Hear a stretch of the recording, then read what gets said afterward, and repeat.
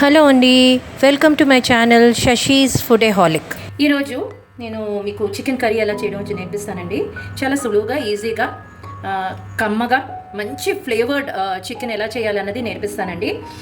So నేను ఇక్కడ ఉన్న సామాగ్రి అంతా చూపిస్తాను.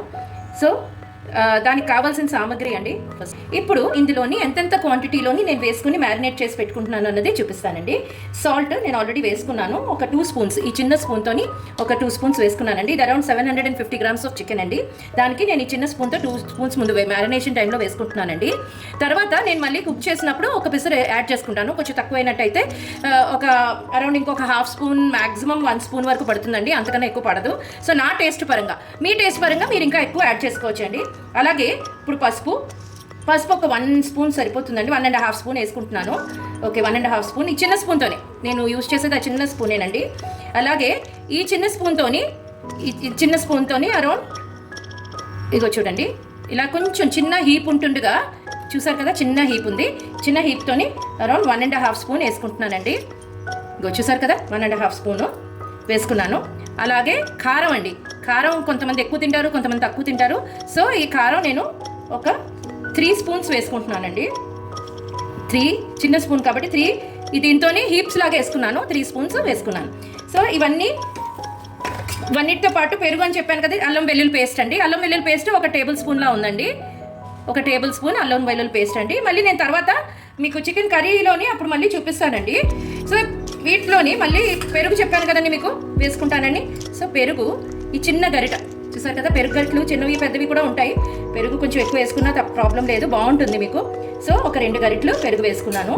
సో ఇవన్నీ ఇలాగా చక్కగా కలిపేసి మ్యారినేట్ చేసి, మీరు కుక్ చేసుకునే ఒక 1-2 అవర్స్ బిఫోర్ ఇలా మ్యారినేట్ చేసి పెట్టుకుంటే మీకు చాలా బాగుంటుందండి టేస్ట్.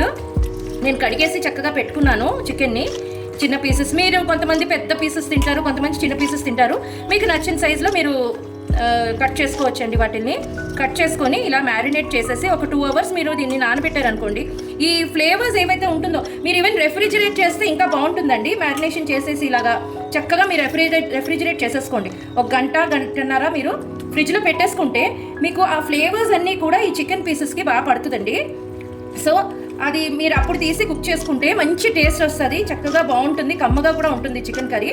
సో నేను మీకు ఇందులోని ఏమేమి వేసి మళ్ళీ, అంటే ఓన్లీ మ్యారినేషన్తో కాదండి, తర్వాత మనం ఇంకా చికెన్ కూర వండుకున్నప్పుడు మనం మసాలా ముద్ద అవి కూడా వాడతాం కదా. సో అది ఏమేమి వాడతాను అన్నది కూడా మీకు చూపిస్తానండి. చూపించి అప్పుడు మీకు చెప్తానండి. యాక్చువల్గా నేను మీకు ఓన్లీ చికెన్ కర్రీ అని చెప్పాను. ఏంటి అన్న సీక్రెట్ మీకు నేను కుక్ చేసినప్పుడు నేను మీకు చెప్తానండి. మనం 2-3 అవర్స్ బ్యాక్ చికెన్ పెట్టుకున్నాం కదండి, మ్యారినేట్ చేసుకొని. సో ఇదండి చికెన్ మ్యారినేటెడ్ సబ్స్టాన్స్. సో ఇప్పుడు నేను మీకు చెప్పాను ఎలా చేసుకుంటానో మీకు చెప్తానండి. నేను చేసేటప్పుడు మీకు చూపిస్తాను అని చెప్పాను. సో ఇదండి. సో దాంట్లో కొంచెం నేను బే లీవ్స్ వేసుకుంటున్నాను. దాంతోపాటు ఉల్లిపాయ టమాటా పేస్ట్ అండి. ఇది అల్లం వెల్లుల్లిపాయ ఉల్లిపాయ 3 కూడా, టమాటా 4 కలిపి పేస్ట్ చేసి పెట్టుకున్నానండి. అదే ఇది క్రీమ్ అండి, మిల్క్ క్రీమ్ని కొంచెం పాలు తీసుకున్నాను. అలాగే ఇదేమో కొబ్బరి జీడిపప్పు పేస్ట్ అండి, కొబ్బరి జీడిపప్పు పేస్ట్. సో ఈ పేస్ట్ నేను ఈ కర్రీలో యాడ్ చేయదలుచుకున్నానండి. ఇది సీక్రెట్గా నేను చేస్తుంది. సో ఇప్పుడు మనం చేసుకునే పద్ధతి చూద్దామండి ఎలా చేసుకోవాలో. ఆల్రెడీ కళాయి వేడి చేసి పెట్టుకున్నానండి. ఒక 2-3 స్పూన్స్ లాగా వేసుకుందాం, ఎక్కువ వేసుకోకూడదు. ఎందుకంటే జీడిపప్పులోని కొబ్బరిలో కూడా ఆయిల్ ఉంటుంది, అది ఎంత పేస్ట్ చేసినా కొంచెం ఆయిల్ వస్తుంది. అలాగే మనం చికెన్లో కూడా కొంచెం ఆయిల్ వేసి మ్యారినేట్ చేసాం కదండి. సో ఇప్పుడు అందుకని ఇందులో ఎక్కువ వేయకుండా కొంచెం వేసుకుందాం అండి. ఒక మ్యాక్సిమం 3-4 స్పూన్స్ అండి, అంతకు మించి వేయకూడదు వేస్తే అనేది. ఇప్పుడు మనం ఇందులోని ఫస్ట్ ఆఫ్ ఆల్ మనం వేయవలసింది బే లీవ్స్ అండి. ఆయిల్ కొంచెం వేడెక్కగానే, ఎందుకంటే ఆల్రెడీ కళాయి వేడిగా ఉంది కాబట్టి ఇది మనం వేసేసుకోవచ్చు అండి. ఇప్పుడు వేసుకుందాం. చూడండి, ఉల్లిపాయ ముద్ద వేసేసుకుంటాను. మనం మామూలుగా ఉల్లిపాయ ముద్ద అయితే ఎలాగో కూరకి ఎలాగైతే మనం వేసుకుంటామో అలా వేపేసుకోవడమేనండి. ఇప్పుడు బే లీవ్స్ ఎందుకు వేస్తున్నానంటే ఆ స్మెల్, బే లీవ్స్లో ఒక టైప్ ఆఫ్ స్మెల్ ఉంటుంది కదండి, ఎరోమా ఉంటుంది కదా. బే లీఫ్ అనేది మంచి ఎరోమా ఇస్తుంది. మీరు మామూలు బేలీ రైస్లో వేసుకున్నప్పుడు చాలా బాగుంటుంది. సో వేసుకొని తినొచ్చు, చాలామంది అలా కూడా వేసుకుని తింటారండి. అంటే బాస్మతి రైస్ ఎలాగైతే స్మెల్ వస్తుందో దానికన్నా అలా ఆల్మోస్ట్ నియర్లీ అలాగే స్మెల్ వస్తుంది మీకు కుక్ చేయగానే. సో ఇది ఇప్పుడు కొంచెం వేగనిద్దామండి. ఇంకొంచెం వేసుకోవచ్చు, మీకు ఉల్లిపాయ ముద్దకేమీ రెస్ట్రిక్షన్ లేదు, ఎందుకంటే ఆల్మోస్ట్ 750 grams ఆఫ్ చికెన్ కదండి. సో అందుకే కొంచెం ఎక్కువ వేసుకోవాలి. సో ఇప్పుడు దీన్ని కొంచెంసేపు వేగనిద్దామండి. ఇంకోటండి వేస్ట్ చికెన్ కదా, పోపేసి పెట్టుకున్నాం కదా, అయిపోయిందండి. ఆల్మోస్ట్ గట్టిగా అయిపోయింది. ఇప్పుడు వేసేసుకున్నామండి. కొంచెం మనం ఇలాగా వేపేసుకోవాలండి. వేపేసుకొని మూత పెట్టుకోవాలండి. ఎందుకంటే ఇందులో ఉన్న కొంచెం పచ్చివాసన ఏదైతే ఉంటుందో, మనకి చికెన్ కూడా పచ్చివాసన ఉంటుంది కదండి. సో అది పోవడానికి అని చెప్పి కాసేపు మూత వేసేసి పెట్టేసుకోవాలండి. పెట్టేసుకున్న తర్వాత అప్పుడు మనం ఏదైతే మిల్క్ క్రీమ్ని జీడిపప్పు కొబ్బరి పేస్ట్ పెట్టుకున్నాం కదండి, ఆ పేస్ట్ని అప్పుడు యాడ్ చేసుకోవాలండి. ఇప్పుడు వేయకూడదు, ఎందుకంటే ఇప్పుడు వేస్తే ఇంకా కుక్ అవ్వలేదు కాబట్టి అది బాగోదండి. అది కూడా పాలు విరిగిపోతుంది.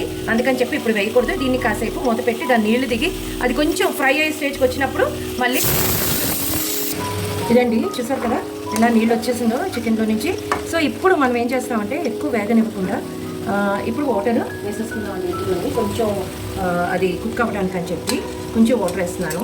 సో ఈ వాటర్ నేను అరౌండ్ 1 గ్లాస్ లాగా వేసుకున్నానండి.